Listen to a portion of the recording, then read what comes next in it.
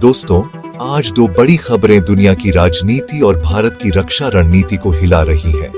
पहली खबर United nation से, जहां भारत ने सुरक्षा परिषद सुधार पर 17 साल से चल रही बेनतीजा बातचीत को थिएटर ऑफ द एब्सर्ड कहकर पूरी दुनिया को झकझोर दिया।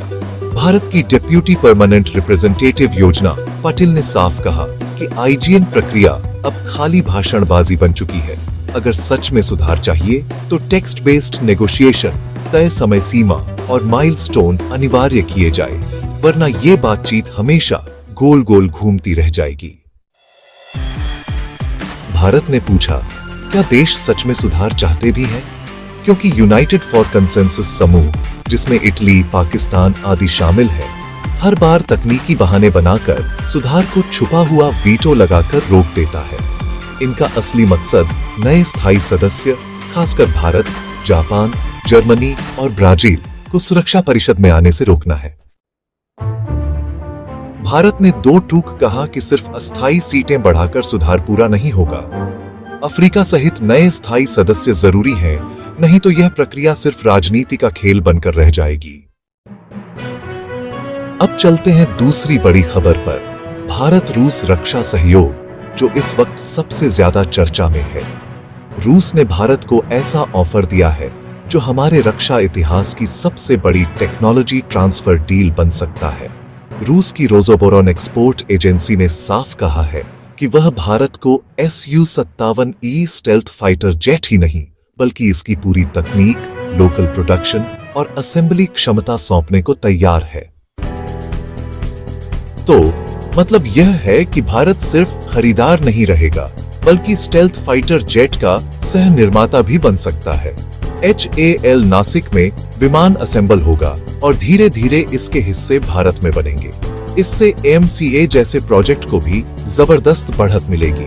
अब देखिए, चीन पहले ही J-20 स्टेल्थ जेट तैनात कर चुका है और F-35 भारत को नहीं मिलता। इसके अलावा फ्रांस इतनी गहरी तकनीकी ट्रांसफर नहीं करता। ऐसे में रूस का यह प्रस्ताव एक सच्चा गेम चेंजर साबित हो सकता है। Su-57E के साथ रूस भारत को नया 117S इंजन दे रहा है। यह इंजन 14,500 kgf थ्रस्ट प्रदान करता है, 7% कम ईंधन खपत करता है, 6,000 घंटे की लाइफ और सुपर क्रूज क्षमता के साथ आता है। HAL का कोरापुट प्लांट इस इंजन का लगभग 50% हिस्सा भारत में बना सकता है, जिससे आत्मनिर्भरता और रक्षा उद्योग को बड़ा लाभ होगा।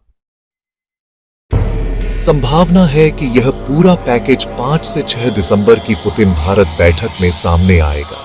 अगर भारत इसे मंजूरी देता है तो शुरुआत में 40 से 60 Su-57E तैनात किए जा सकते हैं। इससे वायुसेना को तुरंत स्टेल्थ क्षमता मिलेगी और AMCA आने तक चीन को सीधी चुनौती मिलेगी।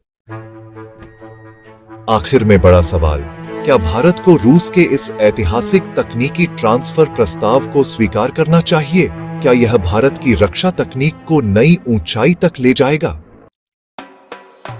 बाकी आप लोग इस पर क्या सोचते हैं? अपनी राय नीचे कमेंट में जरूर बताएं। वीडियो को लाइक, सब्सक्राइब और अपने दोस्तों तक जरूर शेयर करें। जय हिंद, वंदे मातरम।